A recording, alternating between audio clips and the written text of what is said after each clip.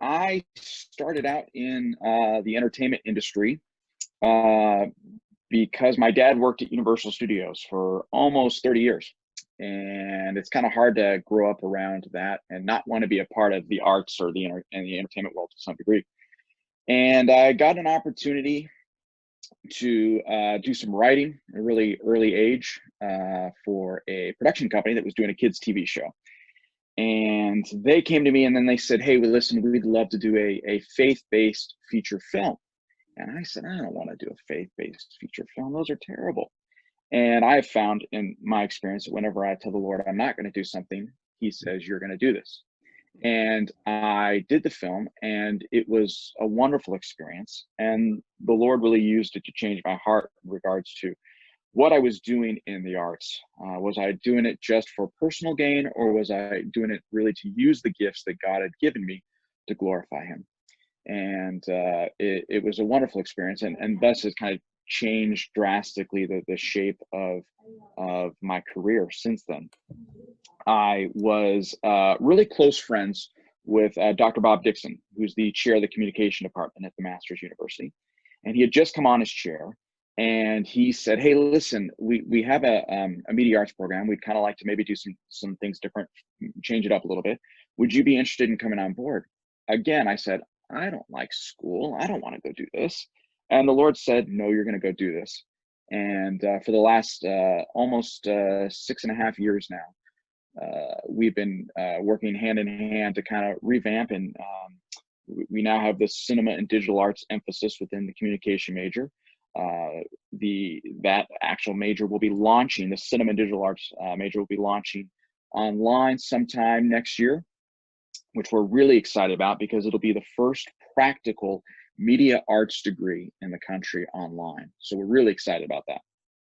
So that's why I'm here, and I'm super excited. Again, it's been a joy and a blessing to be a part of Masters, to come alongside students who the Lord has gifted artistically in some capacity, and help them try to figure out how best to use those gifts to glorify Him in ways that they can financially make a living, or in churches. There's all different kinds of facets of ways that they can use their gifts. I mean, listen, quite frankly, we're seeing the need for, we're a big content oriented major, and we're seeing a big need for that right now, aren't we?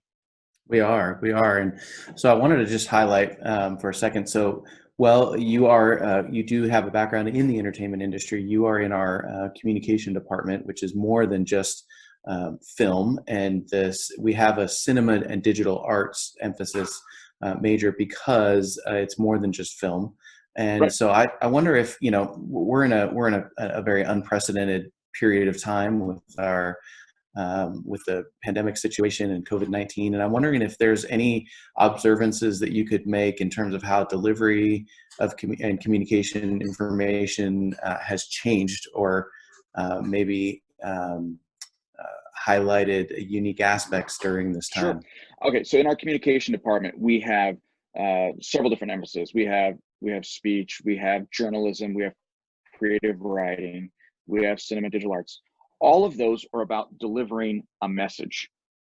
Okay. And right now, you're seeing that as extremely prevalent across all the different social media platforms that you may be on. The delivery method hasn't changed in regards to how the message communication is being delivered. I would say it's just been highlighted.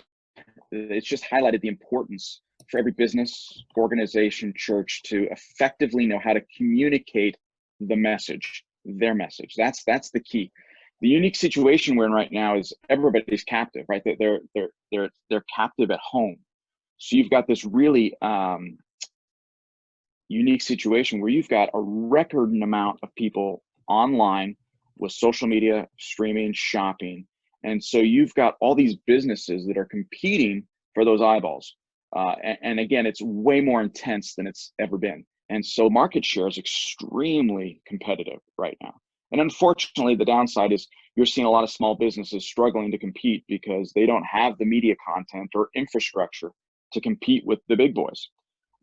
Anytime you go on social media, whether it's your Instagram, TikTok, or Facebook, you're being bombarded with some company's message to you in content form. And, there's the old cliche that, content is king. Well, cliches are that for a reason because they're true. And it's something that we've always stressed in our department, the communication department, the importance of content and delivering your message effectively to your audience. And I've said, since I've been here at the university, I've said to the students, listen, if you're a business that doesn't have some form of media content, you're not going to be around in the next 10 years. Or if you are, you're going to be struggling to survive. Well, I think that number has been expedited through the process that we're all experiencing right now. This is a real world practical example for not only our students to see, but the importance of you've got to have content. You've got to be able to deliver your message effectively so that your participant, the people who are viewing it, are either going to buy your products or whatever it is that you do. If you're a church, how are you going to be able to live stream, to set all that up? Are you delivering your content? These times we're seeing all sorts of stats and statistics in regards to how people are, depressed. All of these different measures, these different things that are going on. People that are not believers, they don't have the hope that we have in Jesus Christ, right?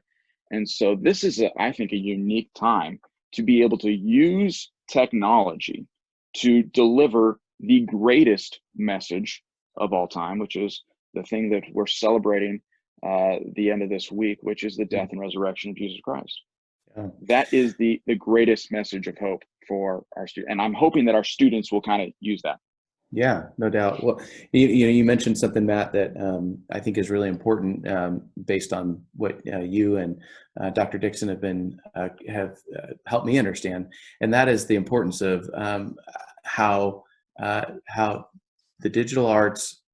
There's the marketing side, there's the detail side, there's the advertising side, but the storytelling.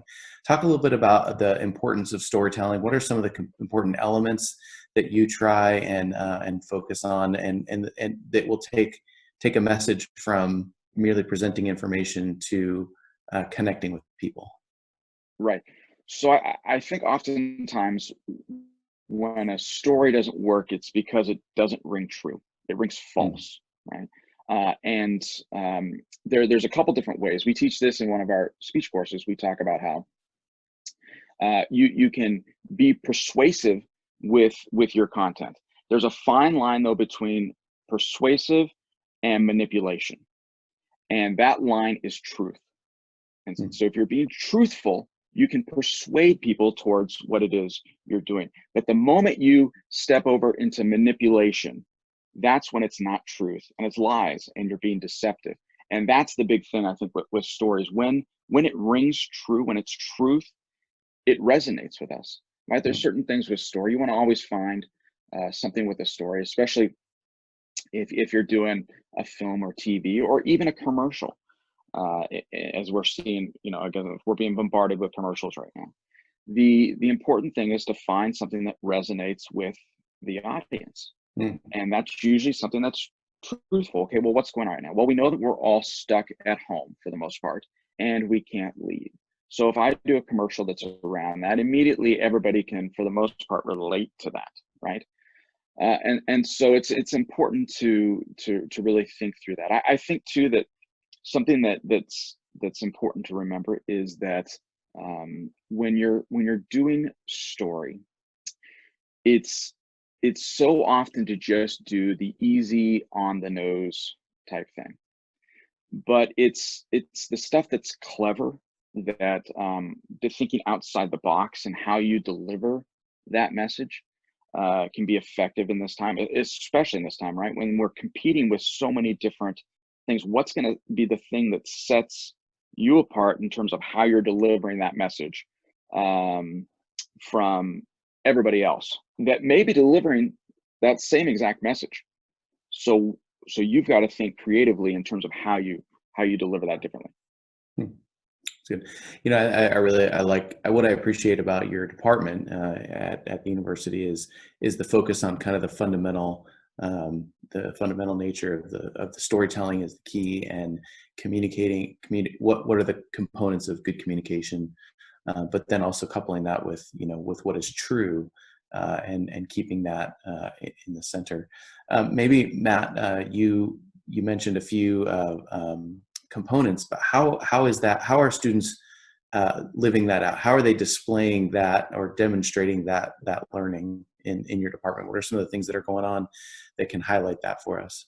Okay, so this is one of the cool things about our department is when they step in as a communication major day one, myself, Dr. Dixon, we stress, listen, I don't want you to be thinking, I don't want you to be coming to me 4 years from now when you graduate saying, hey, how do I get a job? Day one, I want you to start thinking entrepreneurially in regards to how do I make a living at this? Because there's no reason why you can't start doing it now. If you have a computer, if you have one of these, you have a mini studio in your hands. And there are businesses right now that are suffering. Okay. The communication major is a business centered major. That's why we're in the School of Business and Communication. We work hand in hand. It comes down to helping businesses communicate. So we've got students that are working with churches. I see my Facebook and Instagram feeds are every day filled up with current students who are working with businesses, local businesses, and churches to help. Again, churches have had to restructure the way that they deliver not only their Sunday morning services, but their Bible studies throughout the week, keeping that community aspect going. Businesses, local businesses, doing commercials, doing spots, highlighting these businesses. Our journalism component within the university online has been extremely active in social media, doing all sorts of stuff to promote local businesses and stuff like that. It's been really cool to see students in our department that are, again, learning this stuff, because the theoretical stuff is important. You need that as foundation, but it's really the practical application where they get to go and do this. And we start that right out of the gate. And so we've had students who are doing doing classes, and then also working on $2.5 million feature films, or working on commercial shoots or music video shoots while they're here. And it's just like any other business. People often say the entertainment industry is all who you know. Every industry is who you know. And so building those relationships, because you never know, the fellow student next to you could be, a producer or a business exec in 5 years.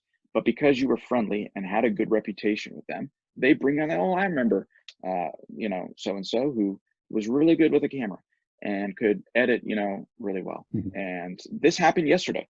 So I got a phone call from a really well-known actor, and he needed a trailer cut for a project he was working on. And I said, well, great, I've got the perfect student.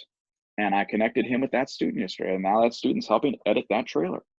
It's that kind of stuff that's happening, even amidst all the chaos that's going on right now. Like I said, everybody still needs content. So you guys recently started and got pretty far through a significant project, actually a groundbreaking project for the university. Why don't you talk a little bit about that? Yeah, this is really exciting. 6 years ago, when Dr. Dixon and myself started at the university, our goal was to make sure, first and foremost, that when a student left here, that they had a strong resume, and that came with having practical projects that they could put on those reels. And so we started out small with little short films, and our short films have grown much bigger over the last 6 years. But the original goal was to always do a full-length faith-based feature film in conjunction with the university. And the Lord just orchestrated that this last year in ways that it's so obvious that it was from him and not of me or Dr. Dixon or anybody else. It just, the way that everything came together on that, it's so exciting. So we started last September when the initial idea was pitched. The script was written.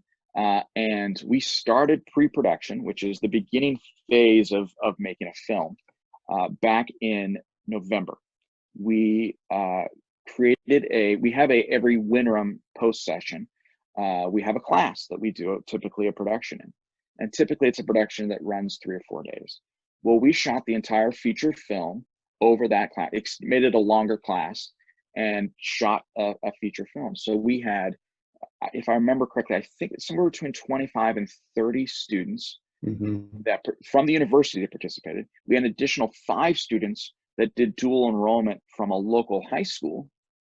And they got to work alongside 15 industry professionals to create this film that's really a sweet story. It's a father and son story, and it's been really powerful. We're in post-production now, so we're probably about 2 weeks from having what's called a locked cut, which means the film is locked.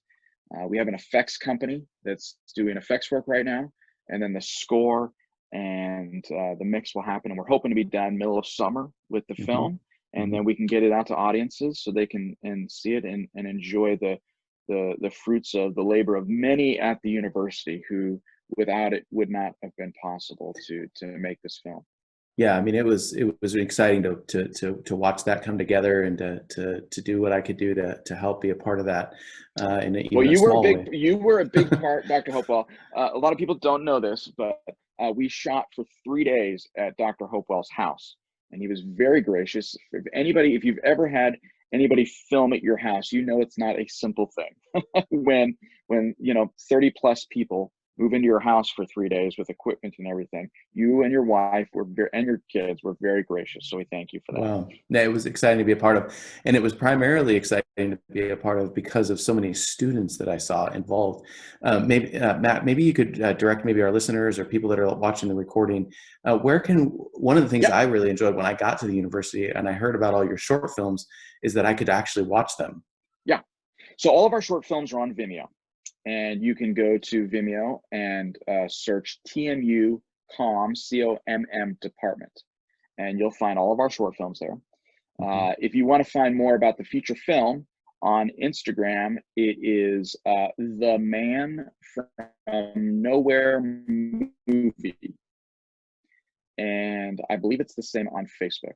I probably just gave the wrong one, but on Facebook. But I know somebody will correct me. The film is called The Man from Nowhere. So The Man from Nowhere. Yes. So good. Well, Matt, one of the other things that I always enjoy about hanging out with you is talking about films and movies. And I know you're kind of a film buff in that way. Self-proclaimed. Self-proclaimed. Yeah. People have a lot of time right now, and some things that people are doing is exploring, different movies and that kind of thing. You got any recommendations or thoughts on that? Yeah. So again, this is obviously it's a record number of time in regards to people watching content, right? So this whole time in regards to our department, we've been kind of focusing and talking today about content and message, right? So I would encourage everybody right from the gate to use this time to really analyze the movies that they watch. Listen, there's always a message being delivered by the filmmakers. So it's your job to decipher what that is. And no matter who they are, what they stand for, they're delivering some kind of message, whether you realize it or not. So what is the creator trying to say? I think is important. Does the film that you're watching have any kind of redemptive value to it? A great book for this, if I can just kind of put a plug for one of our own here at the university, Dr. Grant Horner has a great book on this called Meaning at the Movies. You can get it on Amazon. It's a great book in regards to how do you critically think through what you're watching, whether via film, TV, and come at it from a really constructive criticism kind of eye. So during this time, I like to recommend films that are fun. Okay, you're stuck at home. No one wants to be stuck at home. You start to get kind of stir crazy. I wouldn't want to watch a serious, you could watch a serious dramatic film right now, something that's really dark, but I would recommend something that's kind of more uplifting. And the film that I'm going to recommend I'm actually going to recommend two if I can, Mitch. But the first one is the 1960 Magnificent Seven. Now, I'm a sucker for Westerns. Hmm. It's the quintessential American genre. I teach a class here at the university on the Western genre. And the interesting thing about this film is it's actually a remake. So it's a remake of the 1956 Kurosawa film, Seven Samurai. Hmm. The film, here's the cool thing. If you have Amazon Prime, the film is on Amazon Prime. So you don't even have to pay for it. It's a film it's filled with awesome movie stars of the 1960s. So Yul Brynner, who won an Academy Award for The King and I, which I just watched the other night with my kids. I actually saw Yul Brynner do The King and I at the Pantages, I believe, in the early 80s.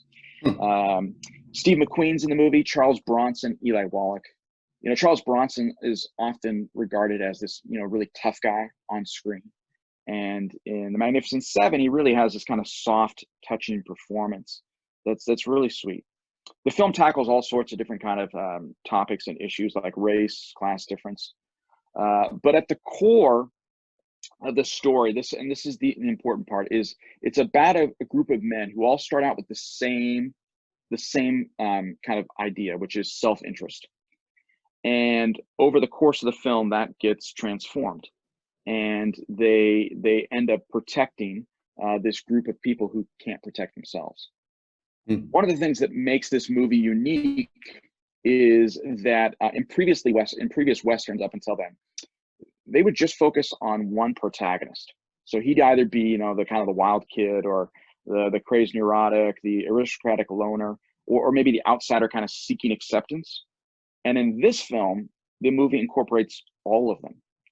And so, up until then, you had John Wayne, and he was just this, typically the strong, the ideal Adam kind of male man who was on his own, right? But now you have all of these different stereotypes of characters in this one film, and now we've seen it in plenty of movies and westerns.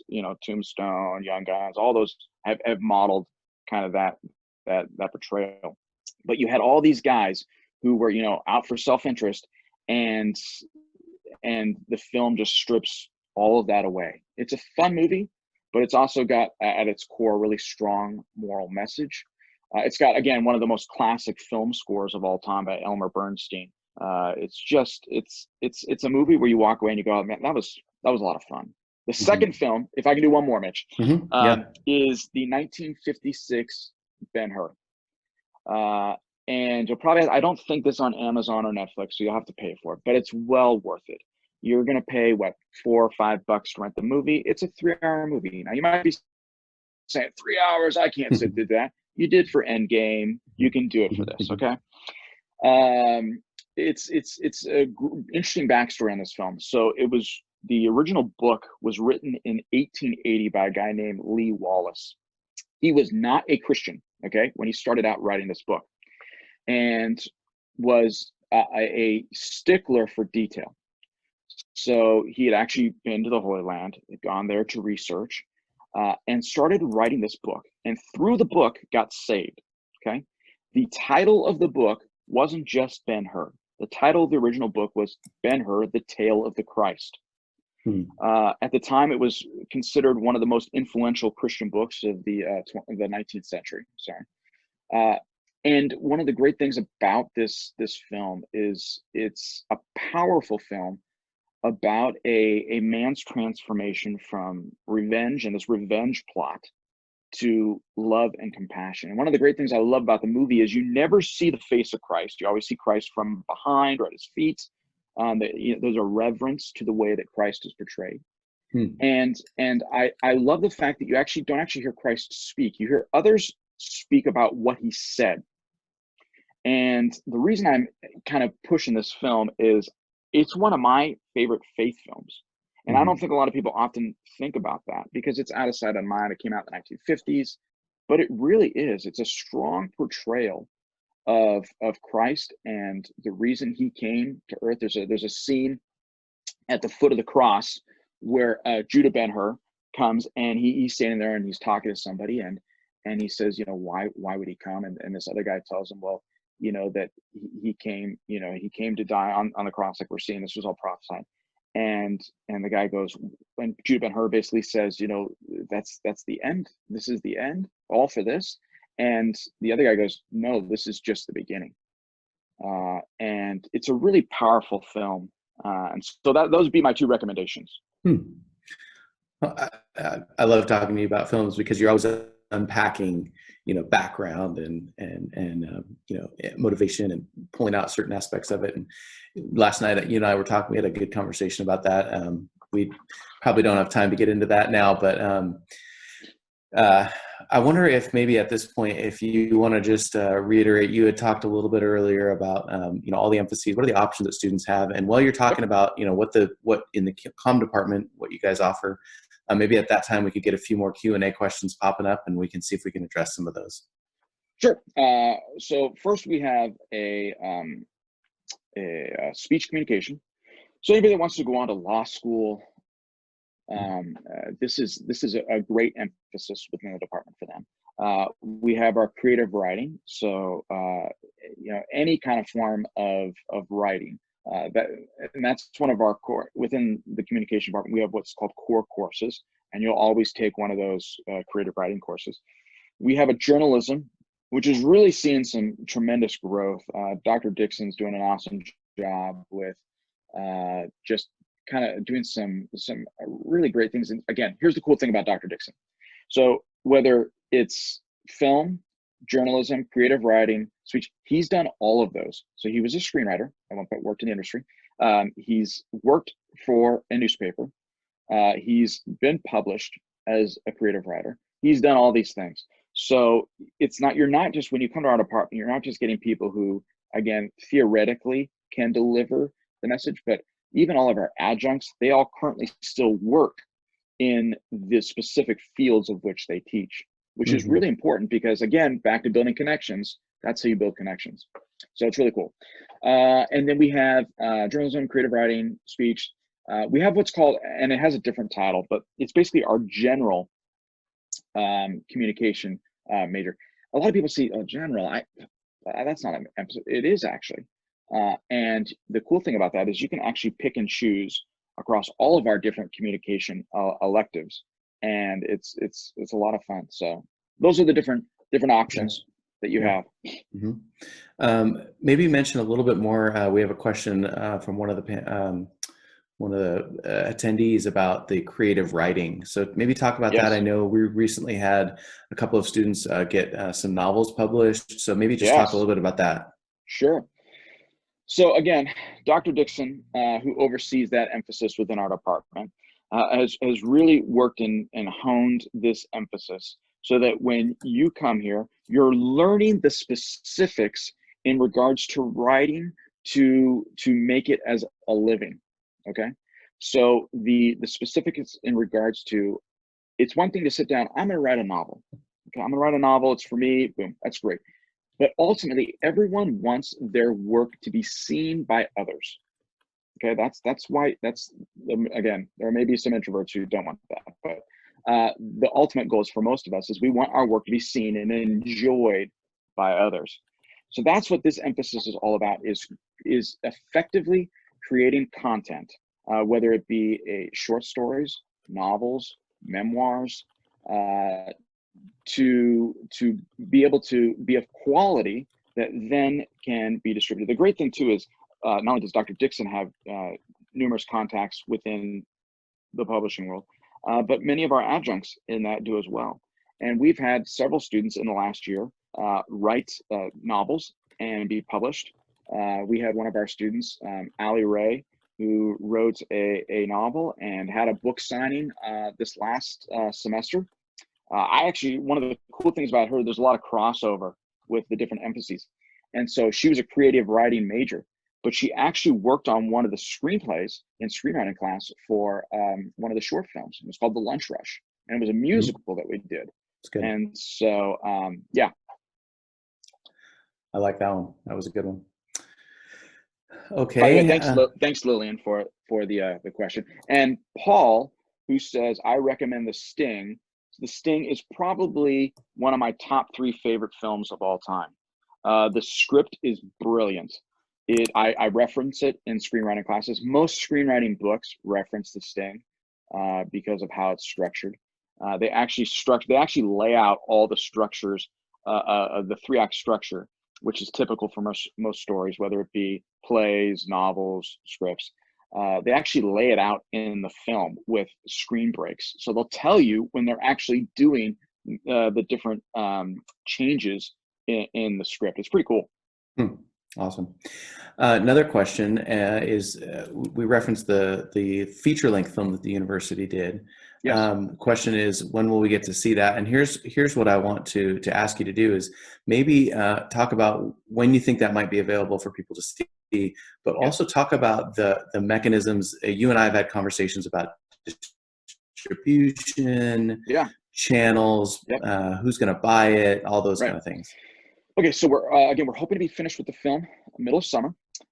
Typically, films don't release until about a year out from when you finish. So we finished back in January. We're still in post. So it probably realistically may not be available until early spring 2021.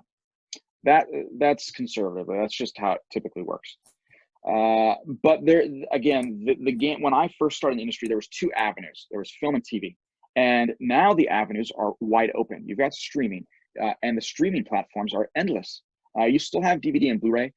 Those, you used to be able to do gangbusters in regards to what you could do on DVD and Blu-ray. That paradigm has shifted in the last 5 to 8 years. That being said, typically faith films still do perform well on the Blu-ray end. So you'll see it. It'll be via streaming, one of the platforms. I can't, because we're still talking to different groups and stuff like that. I can't really say specifically which one or even kind of hint at it. I can't. But it will be available on a streaming service, and it will be available via Blu-ray. Okay. One, I remember his name is Sully because that's what you call him. John Sullivan. John Sullivan, that's right. Yes. One of our adjunct professors. He's heavily involved on the distribution side. So maybe independent necessarily of the man from nowhere. Talk a little bit about the distribution side. Okay, so distribution is a whole beast in and of itself. You make a film, right? And like I said, everybody wants whatever they create to be seen. You don't want it to be a doorstop. And so the distribution avenues have so dramatically changed. Again, like I said, it went from basically 2 options, film and TV, to numerous platforms. And the reality is they're still being developed today. There's stuff right now that we don't know about. I mean, Quibi just launched this last week. You're talking about content now that is under 10 minutes in length. Each episode is under 10 minutes. Well, why are they doing that? Well, they're doing that because they've seen Instagram and they've seen all these, your story posts and stuff like that, where people are watching shorter content. They're actually shooting those shows too, some of them in portrait mode as opposed to landscape. Everything like we're watching right now on this is in landscape, but everything for the most part that you watch via story mode on any of your platforms is portrait, which is a completely different. It's almost jarring at first, but again, I'm old, so that's why it's jarring to me. So you've got all these different platforms that, especially right now. So as we know, everything's shut down, right? Over the last several months. Well, productions have shut down too.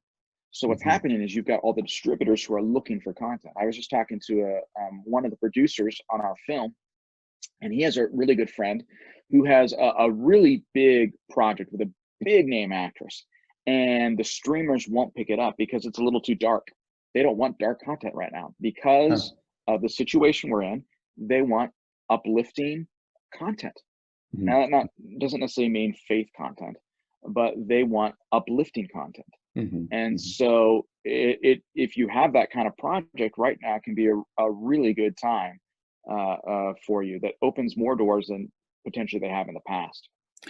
So as our viewers can hear, the CDA in particular, but the comm department, we're covering a full range of aspects related to whether it's writing or whether it's filmmaking. We cover the spectrum of that, and we're connected and even onto the distribution end. But one of the questions that Logan asked was about the music department orchestra playing scores. So I know there's a connection there. We've used some of those for our commercials, and you also using that for the film. So talk about that. Yeah. So we, as of yet, haven't actually done a conjunction where music students have done scores for our short films. On the feature side, our composer is a gentleman by the name of Grant Fonda, who's a graduate of the Masters University. He's just an amazing composer. He works in the industry, so he will be the composer on The Man from Nowhere. In regards to the students actually doing the orchestral stuff, it could be a challenge. Honestly, it's a challenge right now to do any kind of orchestral because you've got to have 6 feet, and so it's I don't even know how that's working out, and how they're doing that. I actually did see a remote session the other day where they had everybody spread out at a recording studio, but they had to go with a smaller group because they couldn't have as many people in there. Yeah. So we hope to at one point do a co-production with the music department. We are in that we're working with people from the department, but we haven't actually done it where we've used the actual students to be as musicians. Yeah. Okay. Well, hey, we're getting close to the end of our time here. One last question from Ellie. Maybe you could close with this and summarize.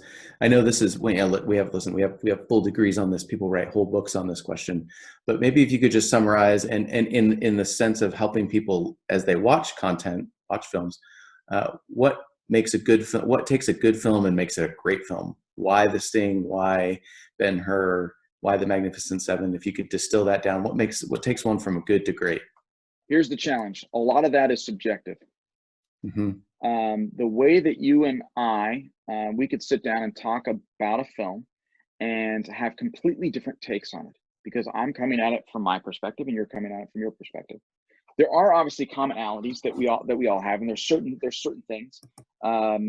Oftentimes, what makes just from a pragmatic standpoint, what makes a good film is, okay, are there things that are distracting from the film? Is the acting bad?